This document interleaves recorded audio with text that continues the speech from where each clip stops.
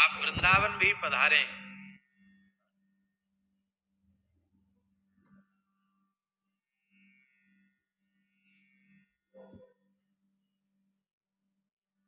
तो महाराज जी ने व्यास जी मूर्त शोधन कर दिया और बोले परसों का मुहूर्त बहुत बढ़िया है, न पक्षांतर है न मासांतर है। 11 दिन में तुमको शिव पुराण की कथा कहनी है और पाठ भी तुम्ही को करना हो, कथा भी तुम्ही को कहनी, मूल पाठ भी करना हो, कथा भी कहनी। हमने कहा महाराज जी भागवत की कथा तो हम कह सकते हैं थोड़ा बहुत, शिव पुराण तो हमने पढ़ा ही नहीं, हम कैसे कहेंगे। अरे भाई जजमान जो कराएगा वो कहोगे कि अपने मन से कहोगे? जजमान की इच्छा है शिव पुराण सुनने की तो शिव पुराण सुनाओ। हमने कहा महाराज जी पोथी नहीं है हमारे पास। यजमान से बोले मुहूर्त तो हमने शोधन कर दिया, व्यास जी के लिए पोथी की व्यवस्था करो। तो एक हिंदी का गीता प्रेस का संक्षिप्त शिव पुराणांक खोज कर लाए, हिंदी में जो है। हमने कहा महाराज जी इससे तो कथा नहीं होगी, संस्कृत का चाहिए। अब तो बहुत चीजें उपलब्ध होने लगी, उस समय व्यास जी पूरे आए, उनके पास शिव पुराण नहीं मिला। मथुरा में एक दुकान पुराण का गुटका प्राप्त, छोटे अक्षरों में लिखा हुआ 24,000 श्लोक है शिव पुराण में, मूल गुटका प्राप्त हुआ और पहली कथा मूल गुटका से हमने कही। वो अभी हमारा पुस्तकालय, हमारी पुस्तकें नई जगह में जा चुकी हैं तो अभी हम उसको ला नहीं पाए, नहीं तो उस गुटके में आज भी श्लोकों के सब चिन्ह लगे। एक प्रहर दिन में, एक पूर्वान्ह में हम पाठ करते थे मूल, और पाठ करना है तो अर्थानुसंधान पूर्वक पाठ करते थे, श्लोकों को चिन्हित करते थे, शाम के प्रवचन में कौन से श्लोक कहना है, और फिर शाम को कथा कहते।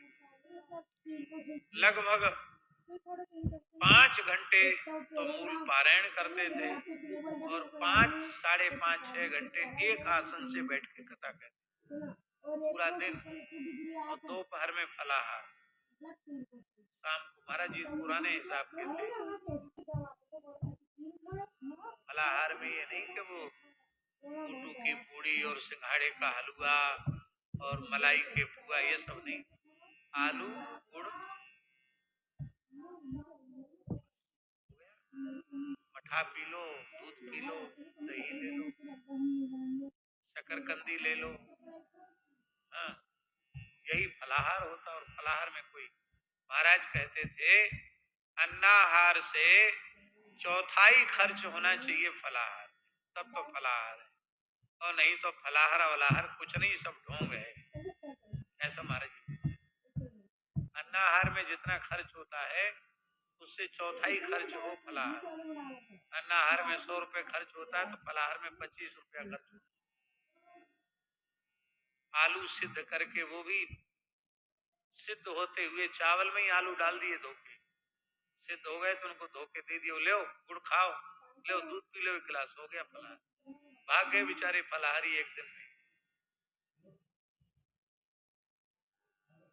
तो महाराज जी पुराने ढंग के महापुरुष थे, स्वयं भी उनका आहार बहुत नियंत्रित था, दिन में 1-1.5 छटाक साग और शाम को 1.5 पाव दूध, बस यही उनका।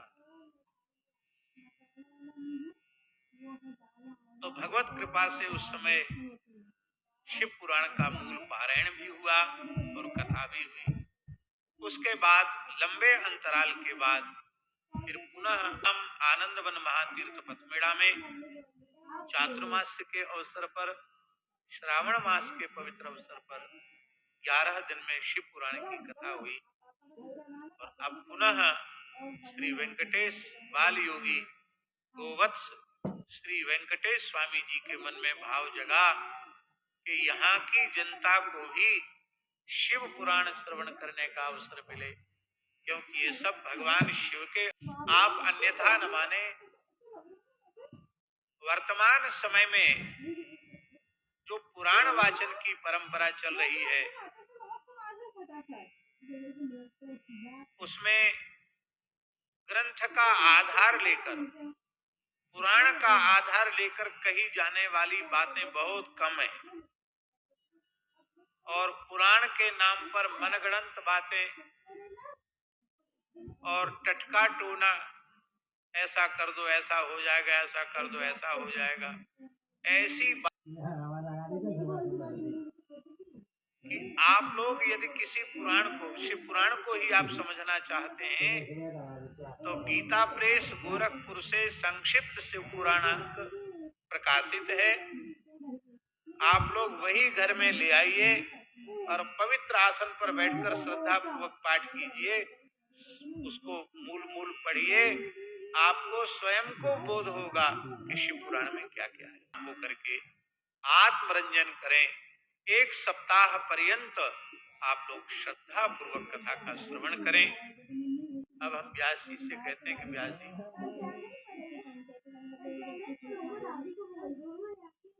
ठीक।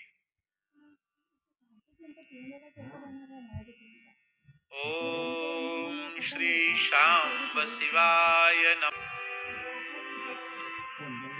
सौनक उवाच हे सूत महाप्राज्ञ सर्व सिद्धांत विद प्रभो आख्याहि मे कथा सारम पुराणानां विषय। आरंभ में आज सर्वप्रथम शिव पुराण के महात्म्य का निरूपण किया जा रहा है। हमारे सनातन धर्म में महात्म्य का बहुत अधिक निरूपण किया गया। प्रत्येक चीज का महात्म्य, गंगा जी का महात्म्य, यमुना जी का महात्म्य, गोदावरी का महात्म्य, ऊर्ध्व गाय का महात्म्य, ब्राह्मण का महात्म्य, वैष्णव का महात्म्य, संत का महात्म्य, गुरु का महात्म्य, पतिव्रताओं का महात्म्य, महात्म्य की बहुत चर्चा है। और महात्म्य का श्रवण अत्यंत अत्यंत आवश्यक है, क्योंकि महात्म्य श्रवण के बिना श्रद्धा उत्पन्न नहीं होती है, और श्रद्धा के बिना, श्रद्धा विश्वास के दृढ़ हुए बिना साधन केवल क्रिया बनकर रह जाता है, मात्र परिश्रम बनकर रह